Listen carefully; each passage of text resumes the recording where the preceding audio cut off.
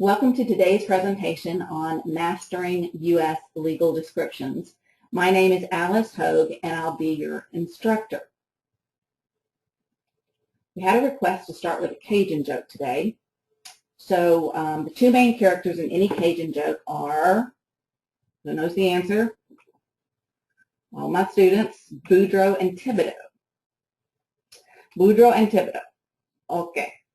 And as I said, my maiden name is Boudreaux, so Boudreaux is always the smarter one in the presentation, in the joke. Okay, so Boudreaux and Thibodeau, they decided they was going to apply for a job at Pierre's construction company. And Pierre said, man, I don't know what to tell y'all. He says, man, I only got positions for one of you. He says, I tell you what I'm going to have to do. I'm going to have to give you an employment test. Oh, and Boudreaux and Thibodeau said, oh, that's fine. We real smart us. We do real fine on that test.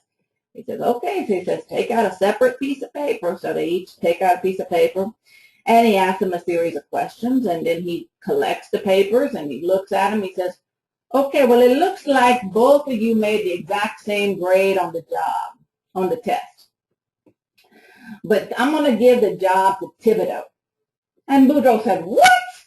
He said, man, that's not fair. No.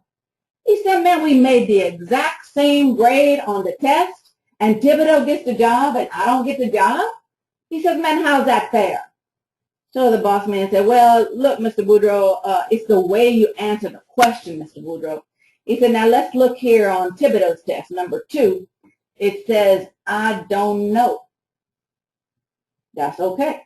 Let's look at your test, Mr. Boudreaux. On number 2, it says, I don't know either. See, that's not going to do. Oh, I'm so glad y'all enjoyed that Cajun joke. Okay, so now let's get started. Let's get serious, folks. Now we're going to look at mastering U.S. legal descriptions. And let's just look what we're going to talk about in our agenda today. We're going to first start off with talking about the impact of legal descriptions. I want you to understand how important it is that these legal descriptions are accurate and done correctly, and the adverse impact it will have if they are not done correctly. Then we're going to look at the history of U.S. land ownership.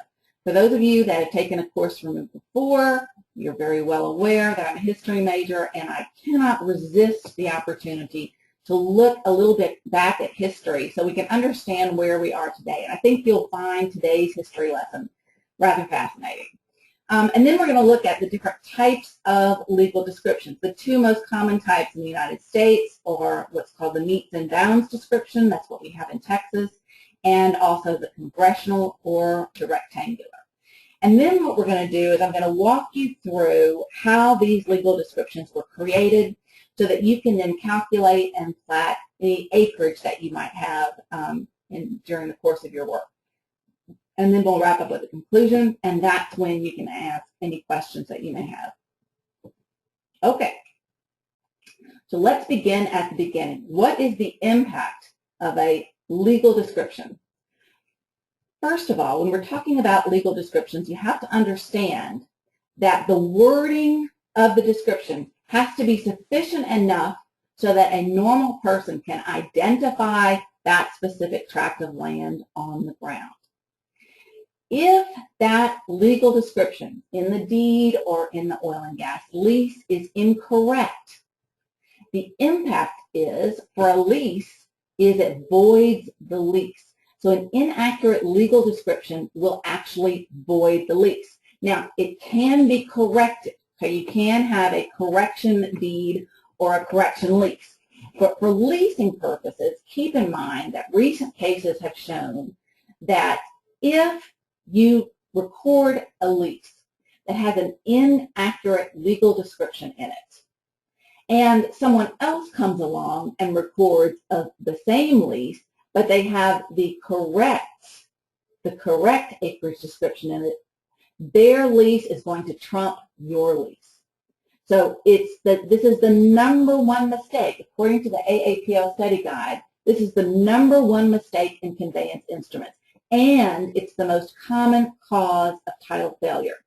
Now, you will see when we start breaking down these quarter protocols that it is very easy to get confused when we're looking at legal descriptions. When we're looking at a series of west half of the north half of the west half of the east half, it gets really confusing really quickly. And it's really easy to make a mistake, and it's especially easy to make a typographical error.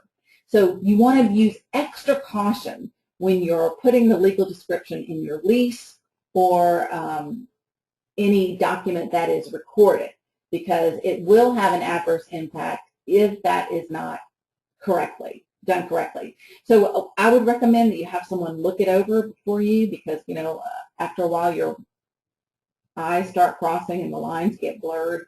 So you could have someone else look at it and is this the same as this? That's what I would do. So just wanted to give you up front the impact of an insufficient description. So now let's look at the history of U.S. land ownership. Now, when the Pilgrims arrived in 1620, from 1620 to 1785, there was no courthouse. There was no way to purchase land. They just literally went onto the land, stuck a stake in the ground, and said, this is my area. This is where I'm going to put my house and my fences and my barn or whatever I have. They literally just went onto the land and took possession. Now, advantages of this was they took only the best lands. So they only took land that they thought would be the most fertile. If it was on an area that was rocky or hilly or in some way unattractive or unusable, they wouldn't lay claim to that land. So there was a lot of gaps in the land. There was a lot of unused lands. Again, there was no surveys. There was no recordation laws. And so the result of these kind of just take possession was that the land looked kind of like a patchwork quilt, with everyone kind of having a different area, maybe bounded by natural monuments.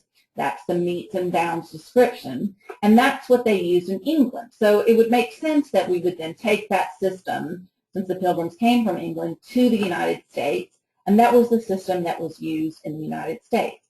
Very similar to what we now have in Texas, which is called the metes and bounds, literally measurements and boundaries descriptions. And what it does is it uses these measurements and boundaries. So they use either natural monuments or landmarks like trees, streams, rocks, etc. And they use those, and sometimes they'll actually go out and put stakes in the ground or metal stakes in the ground or concrete on the different corners of whatever the metes and bounds description is today. But what it says is basically it uses this land measure compass. This is something I actually purchased from this Pronto land mapping company. They have all kind of different, really some kind of different posters and things like that. But this was a transparent compass. And so it'll say, 30 degrees from this point, 30 degrees north, okay? So we're going to put our compass at this center point, and then we'll measure out what 30 degrees are. And that's how we'll know the direction that we need to go for our measurements. Then we'll use something called Allen scale rulers that will tell us how many, the mathematical side of it, how many feet, degrees, minutes, and seconds. So just to give you an example, we could have one here that says beginning, and this is just one I made up, beginning at a stake in the southeast corner of the northwest quarter of section 1. So here's the northwest quarter of section 1, and we're going to go to the southeast, which is here. We're going to start from the old oak tree bears north 25 degrees, east 100 feet, thence north 60 degrees, west 500 feet to the fence, thence north 600 degrees east to the barn, and then 0 degrees to the point of beginning. So this is actually forming like a little triangle. And what you would do is you would put the center of the compass here, so it's telling you that's where it starts.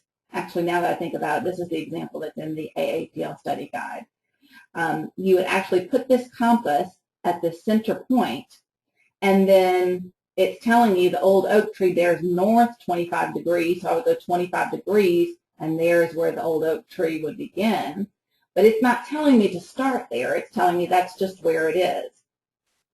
So from here, then you would go 60 degrees west. So here's north, south, east, and west. So you're going to go 60 degrees west this way. Hope y'all can see this arrow here. West, and then 500 feet to the fence. Thence north, then from here, we're going to put our compass here. Thence north 60 degrees. So that would be here. And then east 500 feet to the barn. Then south 0 degrees, so then you're going straight down to the point of beginning. Okay, so this is from a source called Pronto Land Measures is the name of the company that I got this compass through. Keep in mind it's a see-through compass, so you're putting the center of it where you land and then determining how many feet and how many degrees you're going to go to get to whatever this natural boundary is. Now, the problem with this system is that over time, what would happen is the barn would, I'm just showing you how I did it here. Okay, so you see it forms a triangle. Now, the problem with it was that over time, what would happen to the tree? It would get struck by lightning. What would happen to the barn? It would get burned down. What would happen to the fence? It got knocked down. So over time, 100 years from now, if these are the natural monuments that we're basing our meets and bounds description on, it's going to be very difficult for us 100 years later to figure out exactly what that property description was. So that's the flaw in the meets and bounds description, and that's why the rest of the United States isn't like this because of these types of flaws. Now, there's other ways to describe a meets and bounds description. One is called bounded descriptions, and that's where you use the adjoining tracts to say, okay, it's on the north by the lands of A.J. Boudreaux, then on the east side, it's the lands of P.T. Thibodeau, and then on the south side, the lands of Pierre Hébert, and on the west lands like Clotilde Cormier, and then describing how many it is. In Midland, they have like sectionalized description. So it's a section, and then it goes on to describe the meets and bounds of that particular section. And then you have lot and block descriptions. This is where we usually see when they are in a subdivision. They'll say lot number, block number, subdivision plat. And all of these are recorded in the property where, in the county where the property is located. Okay, so let's then look at how did we get from meets and bounds, which was what was provided in England, to the current system that we have, the rectangular survey system. What happened was the founding fathers found themselves in debt as a result of the American Revolution following the Declaration of Independence. And at the time, the federal government did not have a lot of power to tax. So they were trying to figure out how are we going to pay off this debt. And one way they realized they could do it is if they sold land. But they realized if they used the current system of meets and bounds, there was going to be a lot of unused lands because people only wanted the choicest lands. So Thomas Jefferson came up with the system, what we use today called the rectangular survey system or the public land survey system. Now, Jefferson, if you'll recall, was a significant landowner. He owned Monticello, a huge property in Virginia. But what you may not know is that Thomas Jefferson's father was a land surveyor. And so together, Thomas Jefferson and his father came up with this system of using a grid system, that is a rectangular system using the north, south, east, and west as the boundaries. That's the system they came up with. Thomas Jefferson presented it to Congress, and Congress approved of it in what was called the Land Ordinance of 1785. So because Jefferson came up with it, we sometimes refer to this as the Jeffersonian system. Because Congress approved of it in the Land Ordinance of 1785, we sometimes called it the Congressional system, or sometimes we call it Township and Range system, sometimes we call it the Rectangular Survey system, or the Public Land Survey system. All of these are basically the same thing. Well, not basically, they're exactly the same thing. They are used to describe land based on a grid system. So what the Land Ordinance of 1785 said is that from now on, every new territory in the United States is going to be measured. It's going to be surveyed under this new public land survey system. And once it's surveyed, then we're going to be able to sell it, and that's going to pay off our Revolutionary War debt. So the bottom line is this.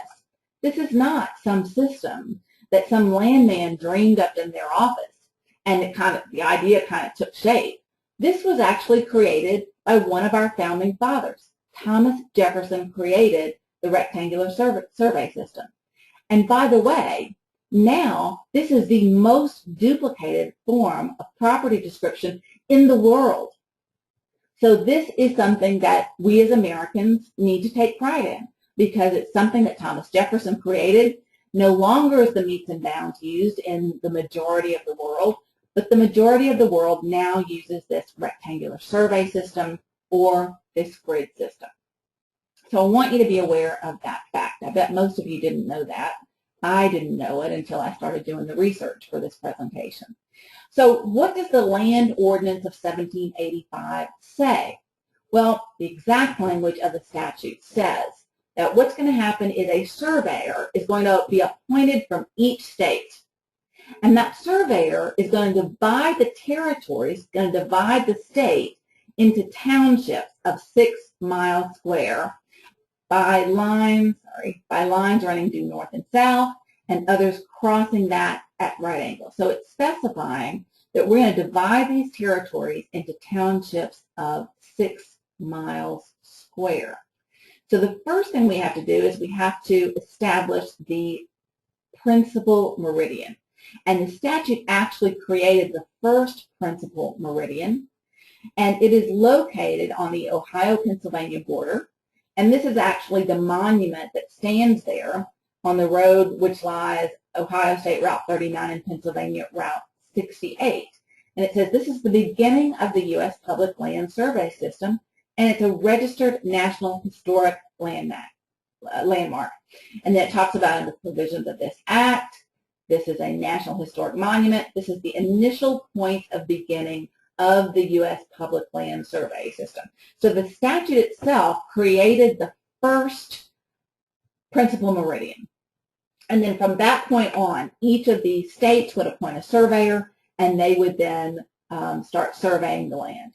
So I just wanted to show you, this is the first principal meridian. This is called the Ellicott Line. It was established in 1785, and it's the point of the beginning of the rectangular system surveys. So then every other state began creating their own principal meridian. This is the first principal meridian here, the second principal meridian here, third principal meridian here, fourth here, fifth here, etc., etc. So surveyors then began establishing those principal meridians, those lines running north-south. And from that, we'll do a baseline, and then we'll start calculating 6 miles out. Just wanted to show you some other ones. There's a Louisiana meridian. There is an Indian meridian in Oklahoma. Kansas has a 6th principal meridian. There's also a Cimarron meridian in Oklahoma. So these are all just based on the statute itself, creating that north-south principal meridian. Okay, so now if you would take out a clean sheet of paper, and if you downloaded the slides in the back, like one of the last slides, I have a sheet of paper for you. But I think this is going to be much more effective if you draw as I'm drawing. Otherwise, you're just sitting here watching me draw lines. I think you're going to get a better handle on it if you actively participate by kind of following the guide that I'm giving you here. So we're going to start with a principal meridian and baseline. And again, if you didn't get the slides downloaded, you can download them anytime, but you can just use a blank sheet of paper right now. So we've got the principal meridian and baseline established.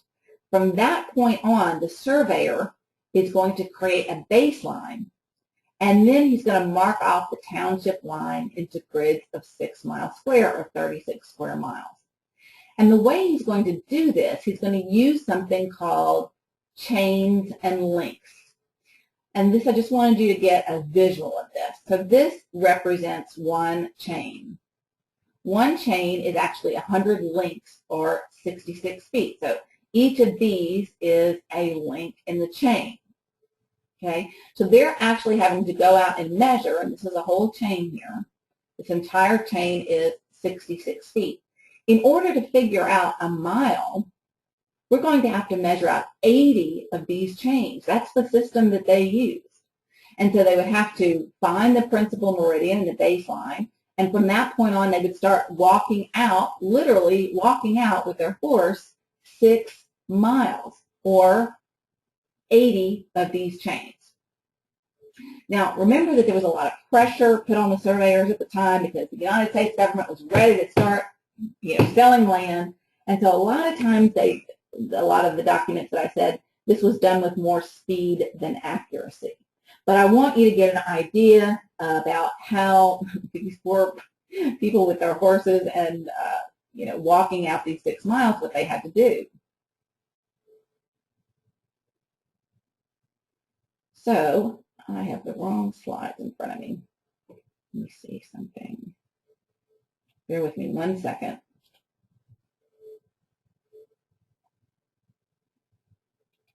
Here we go.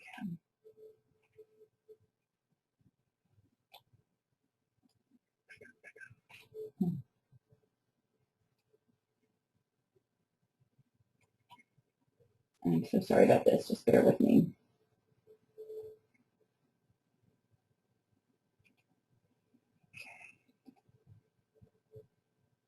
Okay.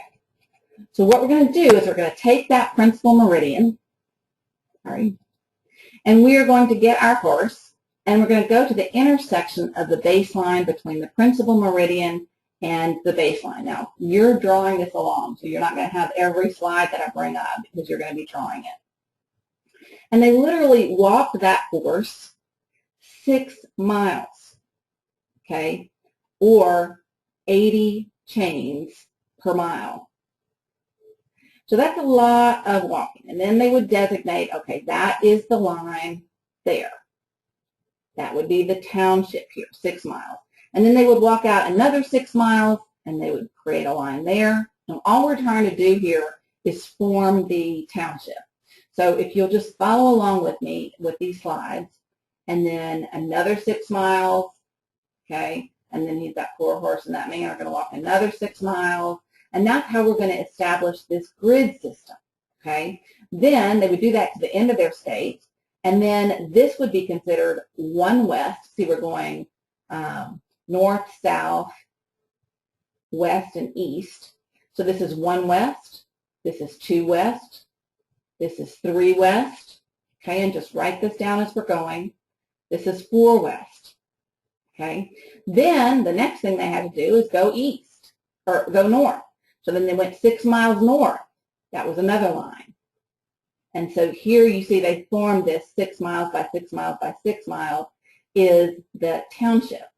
So we're going to go north another 6 miles. We're going to create another township. Go north another 6 miles and create another township. And this is going to be known as 1 north, 2 north, 3 north, etc. Then they got their poor horse and they went east. And they went east 6 miles, created that township. Another 6 miles, created another township.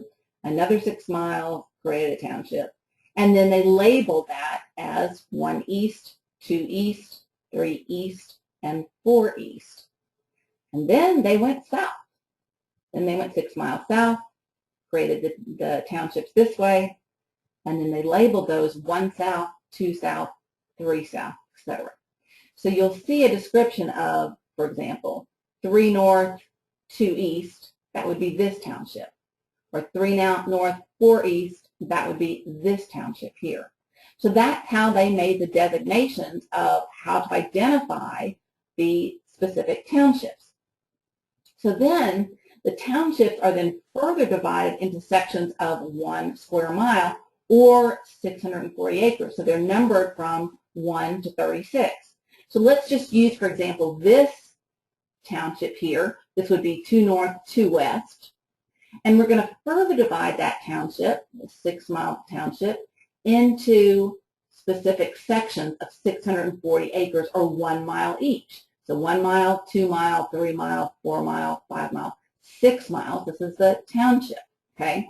And so then we're numbering these sections 1, 2, 3, 4, 5, 6, okay? So the question is, and then from here we actually drop down to 7, 8, 9, 10, 11, 12. So the question always comes up, well, why didn't we do it from right to left the way we read? This would be 1, 2, 3, 4, 5, 6, 7, 8, 9, 10. Why did we do it 1, 2, 3, 4, 5, 6, drop down to 7, 8, 9, 10, 11, 12, drop down to 13, 13, 14, 15, 16, 17, 18, drop down to 19? And the answer is, remember how this was being created. This is by horsepower, literally horsepower and manpower. So they're having to walk these 6 miles, carefully measuring all these chains and links, and they finally get 6 miles out. Are you really going to make them go all the way back to the beginning to start over here? No. The most efficient thing to do is to have them just drop down one section and then start down 7, 8, 9, 10, 11, 12, and then drop down another, because we don't want to make the poor horse and the poor man have to go all the way back from the beginning.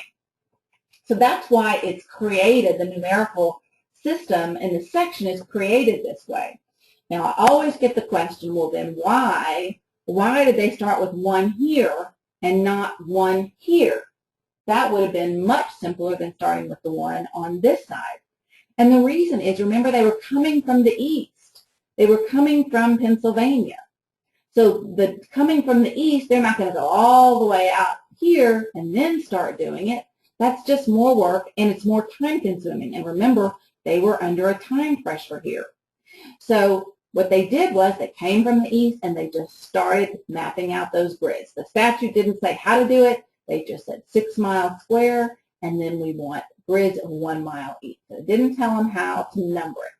So I know it's real easy for us to sit back in our little air-conditioned offices and say, well, why didn't they just start with the 1 over here? It would have been so much easier for us in our air-conditioned office. Well, remember that they are doing this out in the elements. It's physical labor, it's demanding labor, and they are on a time frame. So we're just going to have to deal with it, folks. And that is why these numbers were created that way. Okay, so then from here, we're going to have what we call correction sections. And the correction sections are basically, if you took a piece of paper and you cut a square, or you cut a rectangle, and you took a baseball, and you tried to glue that piece of paper on that baseball, because the baseball is round, you're not going to have a nice straight line like this. You're going to have a curve.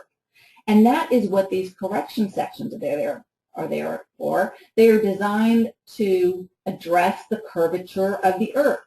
So we can't have a rectangular grid system that's going to work unless the earth is flat without these correction sections.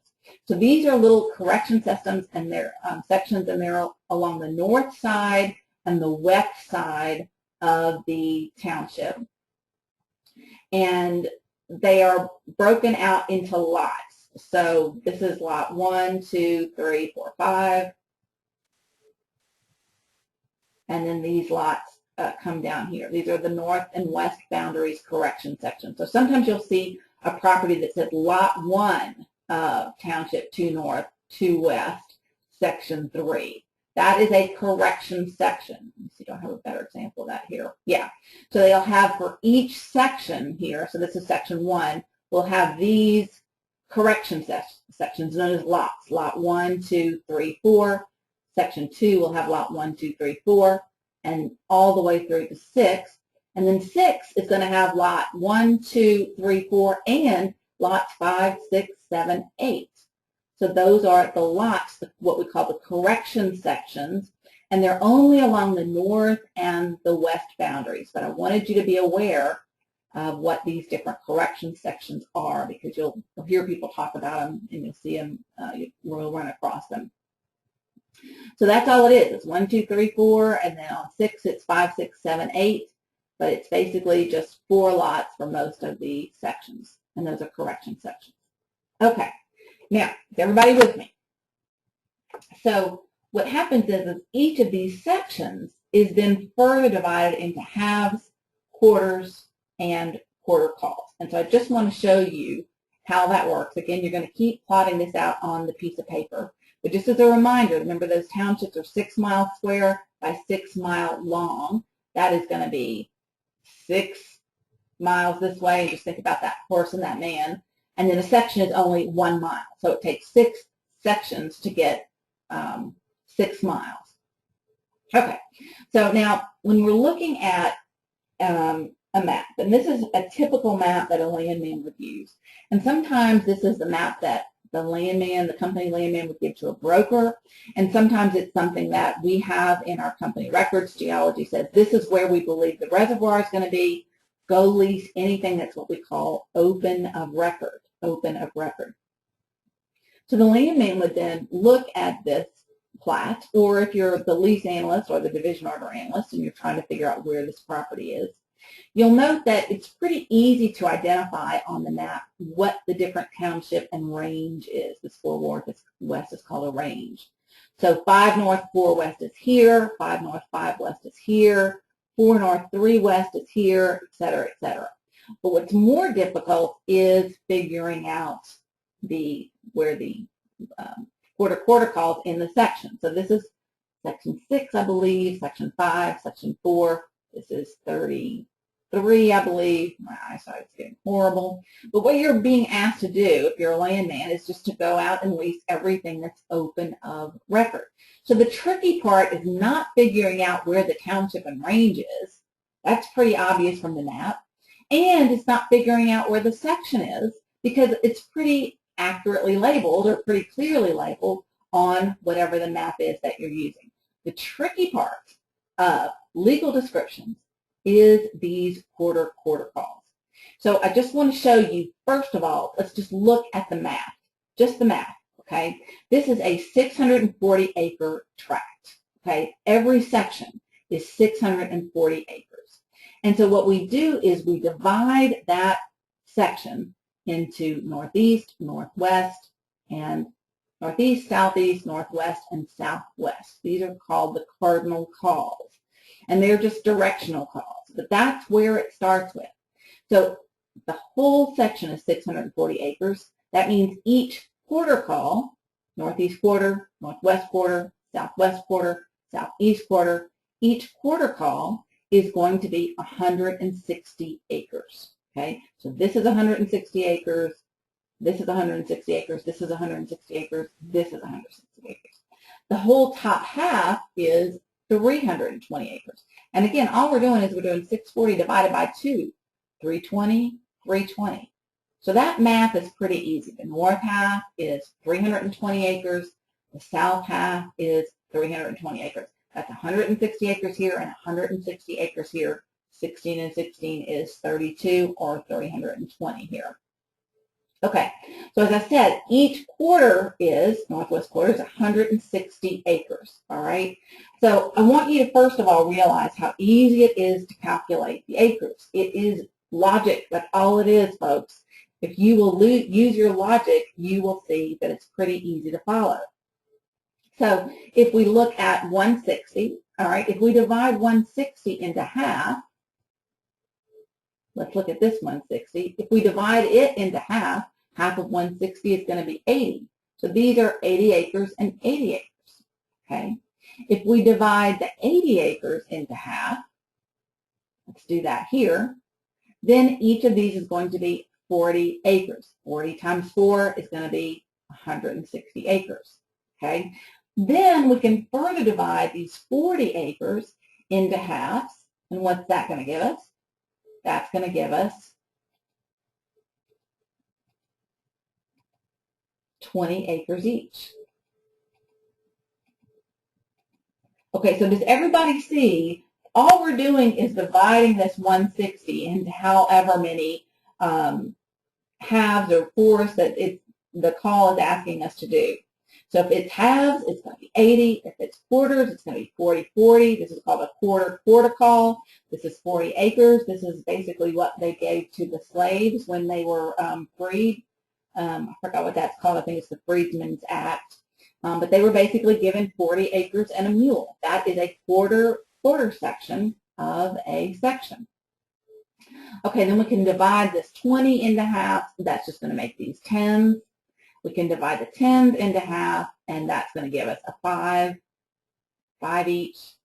And we can divide that 5 in half, and it's going to be 250 or 2.5 acres each.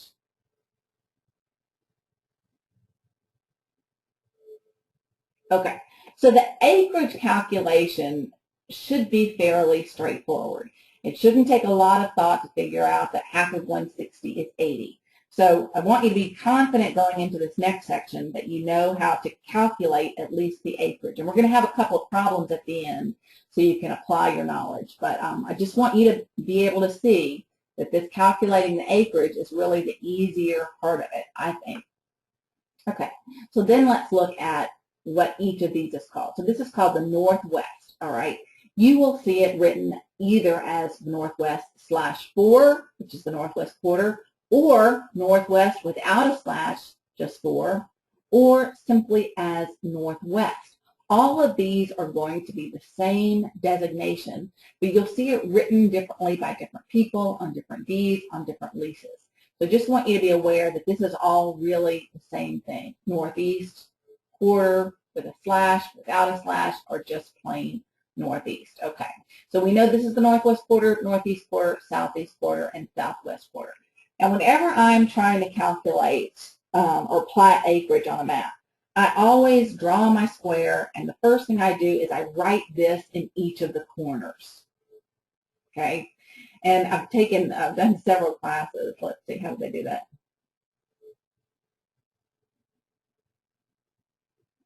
Okay, it's like, I think one was never eat. Oh, I can't do it. Forget it. I forgot how that went. Okay, so it was something like never eat soggy Wheaties, and there was a way that they could tell what the different ranges were, or different quarters were. I forgot how that works. Anyway, a lot of people have a lot of different methods to remember how just to set up the square, set up the section when they're doing the calculation. And, you know, if some of you if you're watching this as a group in your company, you might just, you know, ask people how they remember to keep track of that. Oh, I know what that was. That was never eat soggy Wheaties like this. That's what it is.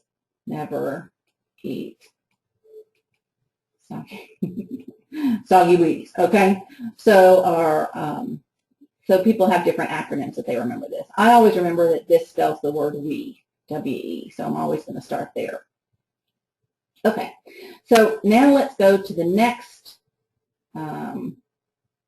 If we take this Northeast quarter and we divide it into 80s, okay, we're dividing it in half. This is simply going to be the Northeast quarter. When we start with where the actual description is, what quarter it's in. And then this is the Northeast quarter. We know that. That's going to be at the end of the designation. And then this is simply the east half, and this is simply the west half. Not hard at all. You put the Northeast quarter because that's where we are. We put that first, and then you follow up with whether it's the west half or the east half of the Northeast quarter. Okay, so then let's look at this one, 160. Remember, we divided these into 40s, okay? And that designation would be you start with the Southwest, and that's going to be in the, you know, the very end of every property description. And then you're just going the northwest of the Southwest. And you're going the northeast, like this is the northeast, of the Southwest. Some people say to themselves Northeast quarter of the Southwest quarter. They use that word of instead of Northeast Southwest because it helps them out. If that helps you out, great. So that's how you figure out what the property description is. You're just starting with whatever the quarter call is, and then you're literally dividing it up as if it was its own section. Okay, let's do this with 160 now. We're going to divide this 40 into 20. So let's look at what that property description will look like.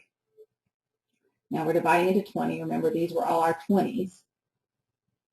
We're going to start with the southeast. So each of these at the end will have a southeast at the end of their description.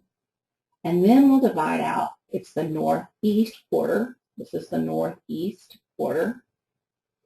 This is the northeast quarter. And then we're doing the west half of the northeast and the east half of the northeast, just like we did up here. But there's another designation here, which is the northeast quarter. And that's what we'll do with all of them. This is all the northwest quarter of this quarter call of the southeast. And then this is the east half, and this is the west half. Same thing down here, northeast quarter, this is the east half, this is the west half, and then northwest quarter, this is the east half and the west half. It's really that simple. Now, it does get confusing, and I will tell you, what I do when I start getting confused, I just throw away that piece of paper and I start reading it fresh, okay? That's how I figure out where they all go. But it's really pretty straightforward if you just use your northwest, northeast, southwest, and southeast. And then if you want to divide this 20 into 10s, that's going to be the southeast of the southeast, southeast of the north half, east half, and this is going to be the 10. So what you end up with is the northwest quarter being 160 acres. If we divide that in half, there are 80 acres, west half northeast and east half of the northeast. We divide it into quarters, it's a quarter call. And then if we divide that into 20s, this is what all the different designations are. So don't let this get you confused because it really is pretty straightforward. All right, now we're going to apply this knowledge. We're going to look at how to read a property description. So the question is, where is the north half of the southwest? Now the trick to reading property descriptions is you start at the end, you read it backwards. Okay, so we're going to start with the southwest quarter. First thing I've done is I've drawn a grid on my paper and then I've marked northwest, northeast, southwest, southeast. If you start that way, it's going to help you every time. So if we look at the southwest quarter, because we know that's where it is, southwest quarter, we read it backwards, that takes us to the southwest quarter. And then it's going to be the north half of the south half of the southwest quarter. So I'm just going to divide this quarter into half, and one's going to be the north half of the southwest, and the other is going to be the south half, all right? So that is how I would plot that particular property description, north half of the southwest. Again, read it backwards, starting with the southwest. Let's do another one. Now, instead of saying where is, I'm going to use the terminology that we use, which is plat. Plat the northwest of the northeast quarter. Some people say plot, I say plat. So what we're going to do is we're going to read it backwards, and we're going to start with the northeast quarter here. That's going to get us over here. And then the northwest of the northeast, all I'm going to do is divide this northeast into quarters, and I'm going to, this is the northwest here, this would be the northwest of this northeast, and that's where that property description would go. Now, how many acres is that? It's one thing you'll have to answer. This is 160. We've divided into 4. This is 40 acres. Remember I said that's what the slaves got when they were liberated. Okay, 40 acres and a mule.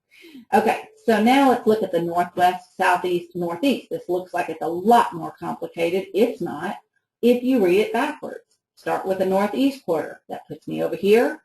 Now I'm going to do the southeast. So all I'm going to do is I'm going to divide this now into quarters, and I'm going to go to the southeast quarter. That's going to put me here. And then I'm going to divide that into 4, and that's going to put me here, this northwest quarter of the southeast quarter of the northeast quarter.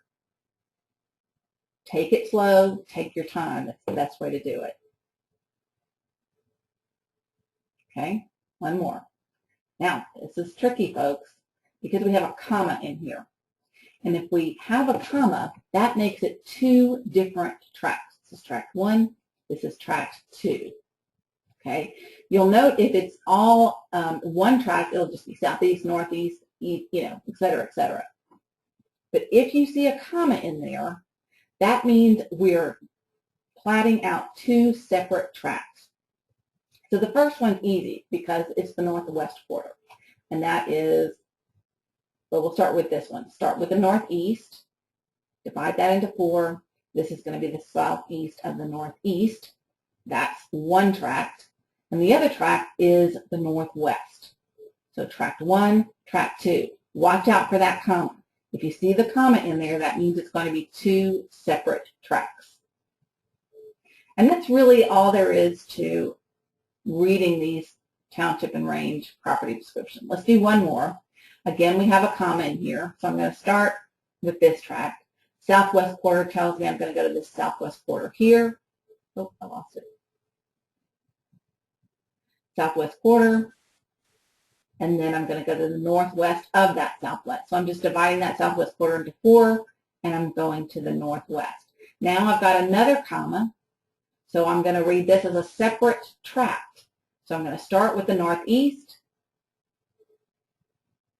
and then I'm going to go simply the west half of it. And how many acres is that going to be? If you said 80, you are correct. Skipping through these riparian rights. Okay, and so that concludes our presentation today. So what we looked at was, first of all, if you look at your agenda, what we looked at first of all was the impact of legal descriptions. Why do we have to have accurate legal descriptions? It's because it could adversely affect our title. Then we looked at the history of U.S. land ownership. We talked about the system of metes and bounds and how that is what they used in England, and so it makes sense that we would take those same methods and apply them in the United States. And that's just a system of using measurements and boundaries, and I showed you how you would take that compass and put the center of that compass where the intersection was, and then from there you would be able to plot out what your description is. And then the next thing is metes and bounds. Then we talked about the U.S. survey system, and we talked about how this was something that was created innovatively by Thomas Jefferson, one of our founding fathers. And then we talked about the law that Congress then enacted, how they created the principal meridians in each of the different states. And then from there, a baseline was created, and then we got that poor man and his horse who's having to walk out, 80 chains to make 1 mile. And they go out 6 miles, and that creates the townships. And then those townships are labeled: 1 north, 2 north, 3 north, 4 north, 1 west, 2 west, 3 west, 4 west, 1 east, 2 east, 3 east, and then the south. And that's how you gauge where the township is. So it's pretty easy to figure out where the township is and where the sections are. The sections are divided 1 through 36. And again, we talked about how unusual it is to start from the right side of the paper and read to the left paper and then just drop down to section 7. And we also talked about correction sections, because the earth is not flat, so a flat rectangular system. We're going to have to allow for some corrections using the correction sections or the lots at the top of the north and the west boundaries of a section. And then we talked about how to calculate the acreage, and that was the easy part. Remember, once we started with 640, divided by 4 is 160, divided by half is 80, divided by half of that is 40, etc., etc. That's really another easy part of it. Then we got to the more complicated part where you actually have to put up your cardinal directions for northwest, northeast, southeast, southwest, and then calculate, where in the section this particular property description is. And then we wrap up with any questions that you might have. I do hope that you found this presentation interesting. I will have it available on my website for sale. I'll put it on YouTube for a while for free in case anybody, that wanted to attend missed it. But I hope that you found this helpful.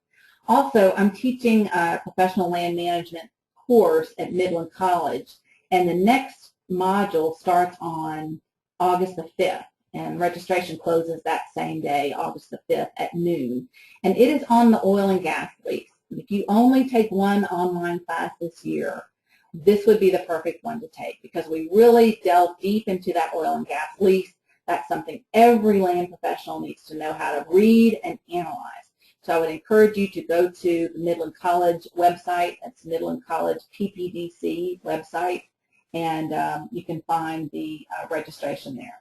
Also, don't forget, take a look at my website, and you can go through those calculations and anything you have that you want to include. Or if you have any suggestions for a calculation that I can include on there, I'd be happy to put that up there for you.